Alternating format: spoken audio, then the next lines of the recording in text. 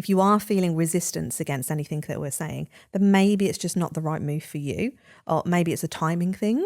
There's loads of different reasons as to why. Maybe it's not the right business model for you to do it. And for me, that's where I found that clashing bit. Like I felt like I loved the course. I loved consuming everything and I could see how it could work.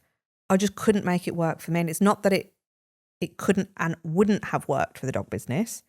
It's I wasn't invested in it. And it's almost knowing or realising or starting to realise maybe that the purpose wasn't the purpose of you. You and I were meant to be dog trainers for a certain amount of time. And then we were like, I've kind of done our role in that. Like that's the time we'd been allocated to do that thing, which we put our all into, and we've made it a really good success. And now this is your next chapter. And there will be people that just do not ever feel like that, and they're always in that dog training. And to be honest, that's what I thought I would be. And I was so invested in it, exactly the same. But then I was like, as soon as this idea came, we came up with the idea, I was like, oh my God, like that could actually be a great thing to do, and actually reaching more people and making a bigger impact. Even though as scary as it was taking away from the dog training, I was like, and I found that really hard to step away from it. But now I've stepped away from it, I can't think about ever going back to it. And that's really weird, isn't it? And there'll be some of you that go, I feel like that about my day job and I want to do that with the dog training. But maybe there's some fear around it. Maybe something stopping you. Is it the fear of making enough money? Is it the fear of having enough confidence in yourself? Do you feel good enough to do it? Do you feel you've got enough knowledge to do it? And there might be other people that listening to this that are dog training and actually feel like they want to do something different.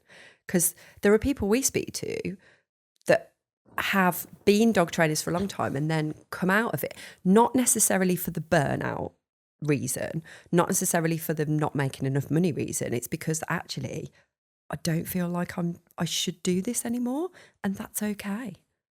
Yeah, you got to have a lot of awareness about yourself. Yeah, it takes guts, doesn't it? It takes real, like, what's the word? Not confidence.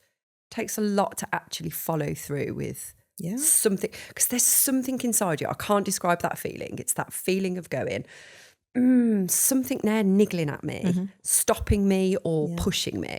Either way, it can be both, can't it? Yeah. And it's really hard to listen to that and do what it's trying to tell you to do, or not do what it's trying to tell you to do. Yeah. Isn't it? Yeah. It's a brave thing.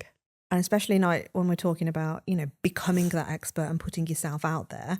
Yeah. I think for a lot of us, and again, this is just human nature, I feel, the thought of putting yourself out there means you are now opening yourself up to trolls.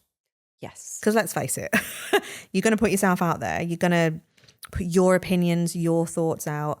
And if you are not fully invested in the thing that you are doing, and I think for me, that's where I felt that that resistance for that dog training bit.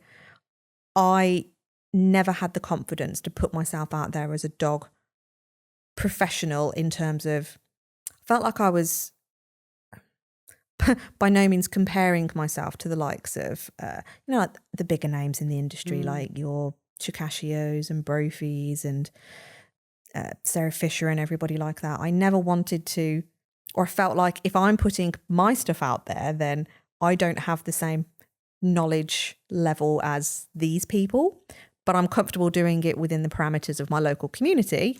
Yeah. Does that make sense? Do you know I get I mean? what you mean. Yeah. Whereas when I was looking at it from building that expertise bit, I thought, well, if I start putting that level of content out, then I'm not that person and I don't want to be that level of expert. And that's how I saw it for that dog business, instead of looking at it for what it could have been in going, well, actually, if I just show up as that expert for my local area, because that's all I ever wanted. Yeah.